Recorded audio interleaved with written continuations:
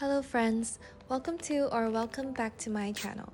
We're already 6 months into 2025 and the second half of the year is just around the corner. So in today's video, we will be starting a brand new notebook and setting up the beginning pages for this 2025 mid-year bullet journal, which I will be using from July to December. For this setup, I'll be using the Tsuki Rainbow Wishes bullet journal from Notebook Therapy. This was from their spring collection last year and I've been saving it for something special. It's the perfect match to the pastel yellow journal I used earlier this year, and I just love how soft and cheerful it feels. The vegan leather cover is this dreamy pastel yellow, and there's a little cutout window that reveals a rainbow inside. So yeah, if you're on the lookout for a new bullet journal yourself, feel free to check out Notebook Therapy's website, and if you do, you can use my discount code lootengstudio10 for a 10% discount. Okay, so now that we have chosen the notebook, let's start planning. So the first spread that we are setting up today is the future log. If you have been bullet journaling for a while, you'll probably be familiar with this. But for those who are new, a future log is essentially a yearly overview. It's a space to jot down and keep track of upcoming events like birthdays, holidays, appointments, meetings, and anything else important. And since this is my mid-year setup, I'll be only including these last 6 months of the year, which is from July to December. So you'll see 6 columns, one for each of the remaining month of 2025. Each column has a title, a mini calendar which I stamped using my rubber calendar stamps, and below that, I left plenty of space to write in my future events. And to keep the theme consistent with the tulip feel on the cover page, I decided to incorporate tulips throughout this spread as well. I'm painting them with my Artex acrylic markers in soft pink and cheerful yellow, a color pairing that feels both calming and joyful. But of course, this is a very flexible theme, so you can always choose your own favorite tulip colors to make it feel more personal and unique to you.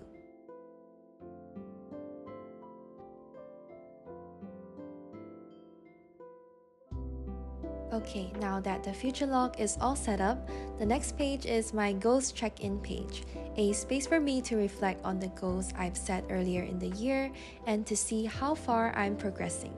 This year, instead of dividing my goals into categories like personal, work, or health, I decided to organize them by quarters. So this page is split into 4 sections, one for each quarter of the year. In each section, there is a simple checklist format where I can mark whether a goal has been completed, is still in progress, or needs to be prioritized. I find this layout really helpful because it gives me a clearer picture of how I've been moving through the year, and it's like a gentle nudge, sort of like a check-in to stay accountable and realign my focus when needed. Okay, on the page next to that, I created something a little bit more fun, which is my by 2025 bingo page. In the past, I used to set up a goals action planner beside my goals check-in, but honestly, I rarely revisit that page. I would write out all these action steps and then just kind of forget about them. So this time, I wanted to make the process more engaging by turning it into a bingo game. It's a 5x5 bingo grid where each square holds one goal I want to achieve by the end of 2025. The goals are a mix of both big and small ones, so it doesn't feel too overwhelming. And the best part about this bingo setup is how fun and customizable it is. You can fill in your own goals, whether they are small everyday habits or big dreams you want to accomplish by the end of the year. And in my opinion, the idea of crossing off enough goals to complete a row, column, or even a full bingo card makes goal setting feel so much more playful and motivating.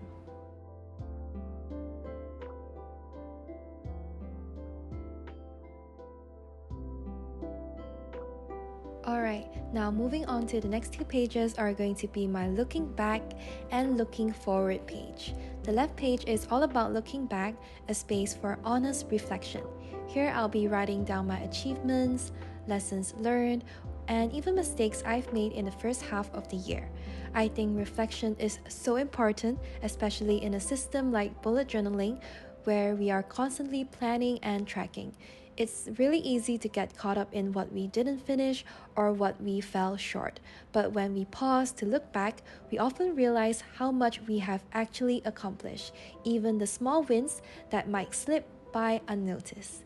Overall, I think this page can provide me with the space to be real with myself and to celebrate how far I've come, and also to acknowledge the areas that I want to do better in. Meanwhile, on the right page, it's all about looking forward. This is where I'll write down all the things I'm excited about or hopeful for in the second half of the year. It could be upcoming trips, milestones I'm working towards, projects I can't wait to dive into, or even personal goals I want to prioritize. For example, I might write things like reaching a new subscriber milestone, launching a new workshop, or taking a slow weekend getaway. And while they don't have to be big, just things that sparks a little joy or motivation when I think about them. And overall, it's like a gentle reminder that there's still time to create beautiful moments, meaningful progress, and fresh starts in the months ahead.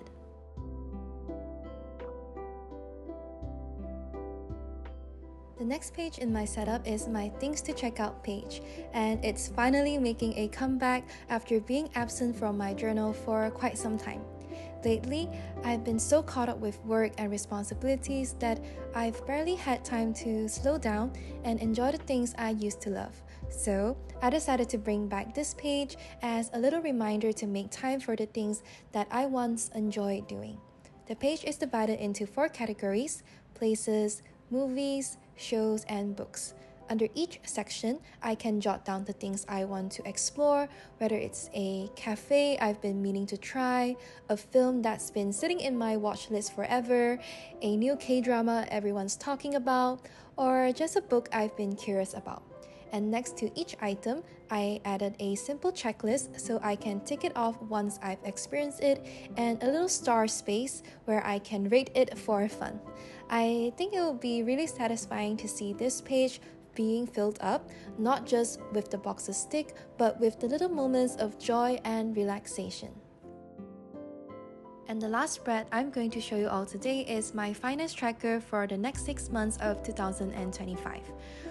As much as I love all the creative and reflective pages, I think it's equally important to stay grounded and take responsibility for my finances, especially as an adult navigating work, life, and all the expenses that comes with it. So when life gets busy, it's really easy to lose track of small expenses that really add up over time.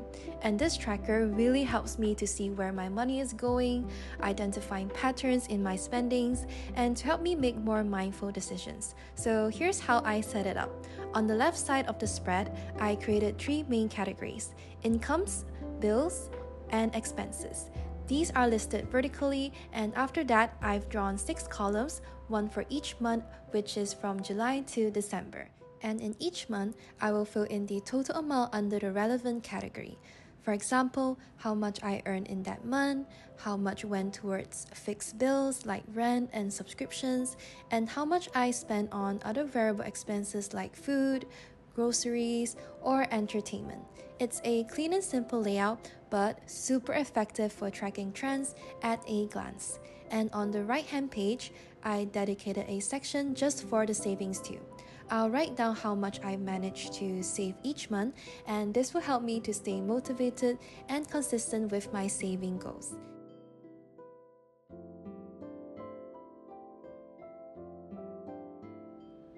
And now, here's the final flip through of my 2025 mid-year bullet journal setup. It's been so refreshing to start a new notebook and to give myself a clean, fresh start for the second half of the year.